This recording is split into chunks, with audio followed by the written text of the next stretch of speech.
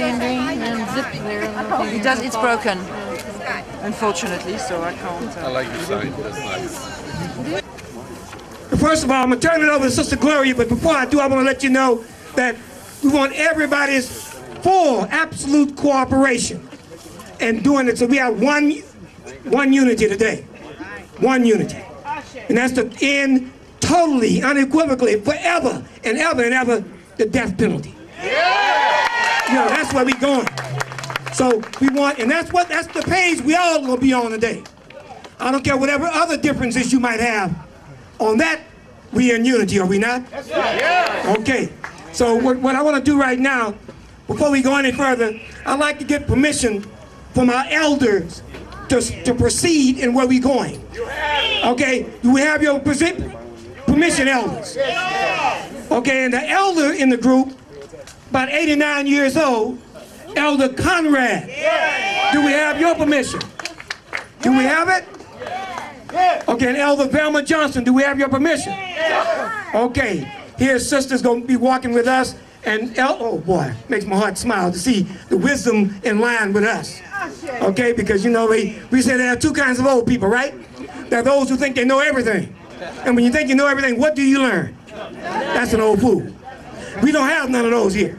We have those who know that they do not know everything, so they're lining in line, joining in line to learn and to teach. That's a wise person. See, when you know you don't know everything, your mind is open for learning a lot and continuing to grow. So I'm going to turn it over to Gloria. I just wanted to welcome all of you here to the 8th Annual March to Stop Executions. The first thing I want to say is I want to give my hats off to everybody here from Austin, Texas, who has done this the last 7 years.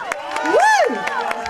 Because as you can see, I've been running around like a chicken with my head cut off, trying to take care of business so we can be here today. So my hat's off to the campaign, to Scott and to Lily, to everybody in Austin that's done these last 7 marches, because you have done an awesome job, and we hope that we can stand on your shoulders today. Welcome, Austin.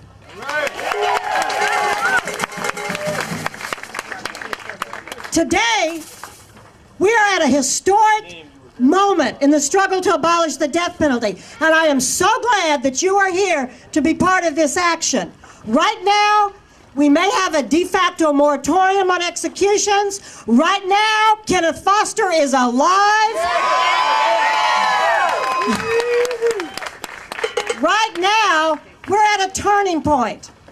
We are at a serious turning point, because with the crime lab criminals at the Houston Police Department and their scandals coming out every day, people are saying, what the hell is going on here with these executions when the cops can't tell a 22 from a 38, when they can't even find the blood or the semen, and then when they do, they get it wrong?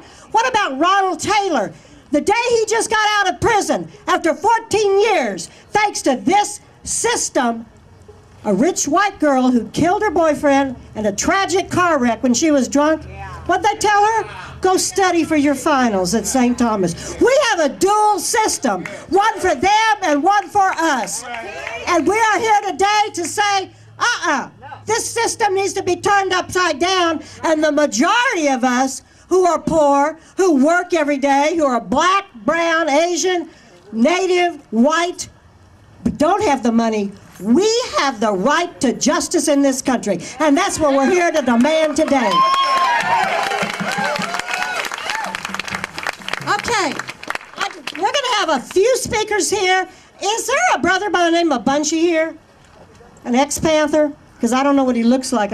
Okay, we're going to have a few speakers now, and then we're going to walk across the park to this corner over here at 2am. And we are going to talk about the execution of Carl Hampton back in 1970. Then we will line up in the street and march down Dowling to Shape Community Center.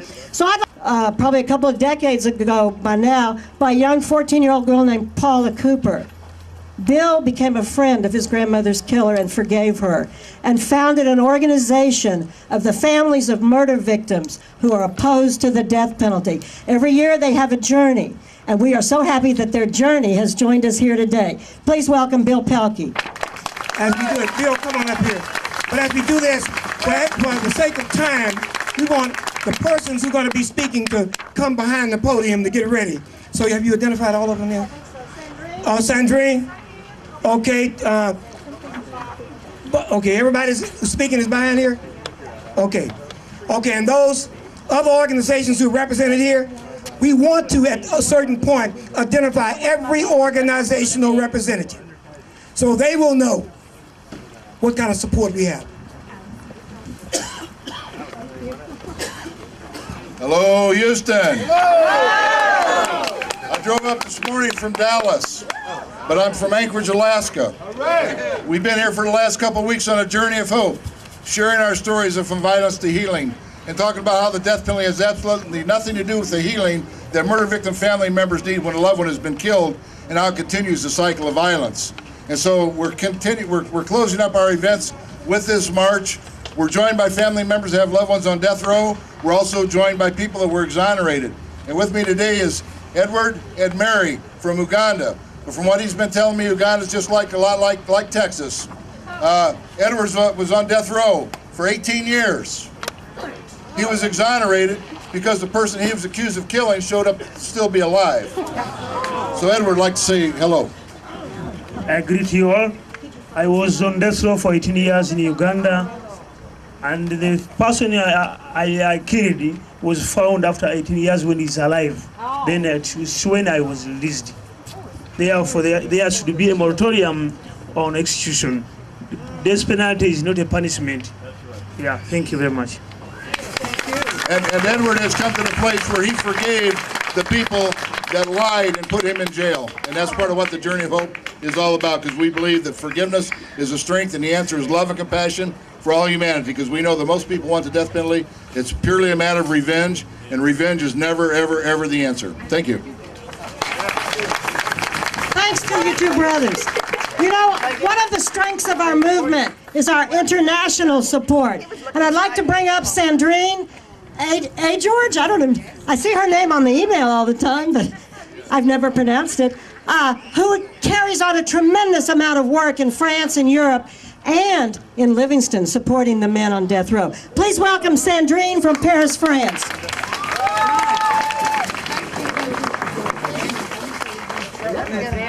Gloria, I hate to be a killjoy about this de facto moratorium, but last night a very serious ruling was issued by the Fifth Circuit on the Mississippi case for a guy who has a date on the 30th. If the Supreme Court does not stay this execution, it means that Texas will be able to not stay further executions. Basically what it says, if the guy has not raised the lethal injection issue prior to his date, the Supreme Court review does not apply. So, you know, we really have to watch out. This is a very serious, it's only a 5-page opinion, but it really shows the intent of the state of Texas to continue the killings, and we all have to be very aware of it and to be more and more active. So I wanted to give you a little bit of news on the international front, because several countries have abolished the death penalty. 3 African countries are now very seriously considering it. Rwanda abolished in July. Mali is considering it. Congo is considering it. 3 North African countries, Morocco, Tunisia, and Algeria, have taken very strong steps, and the Truth Commission working in Morocco has recommended straight-out abolition. There's a lot of changes going on. China is reviewing its death penalty statutes to try, hopefully that will reduce by 20 or 30% the number of executions. Unfortunately, America remains the pits of the civilized world in this respect. We need to stand up, and there are 2 things you can do today. If you don't do anything else, please file a complaint about this dreadful judge, Keller, in Austin. She needs to be taken out of office. She needs to lose her license. She's outrageous. And the second thing you can do, register and vote. Stop having these crooked politicians elected in office. You are paying their salaries. These people are your employees. They are here to defend your interests. We can't do it for you. You are voters. This is really important. That is what is going to bring the change. So you have to stay strong. You have to realize that internationally people stand behind you. A number of us travel to Texas regularly. Many who work for Texas don't get to travel, but you have a lot of support. You always will, and we're not going to give up. We're going to win this damn thing. All right, thank you, Sandrine, all the way from Paris, France.